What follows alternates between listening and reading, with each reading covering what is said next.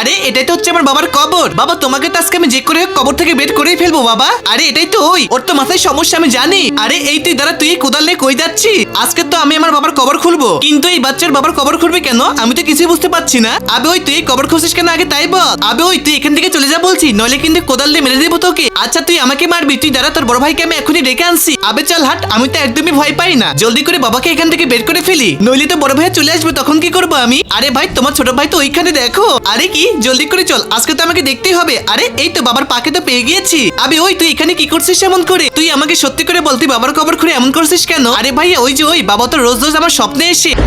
বেটা তুই আমাকে ওই কবর থেকে তুলে অন্য কোথাও দাফন করে দে বেটা।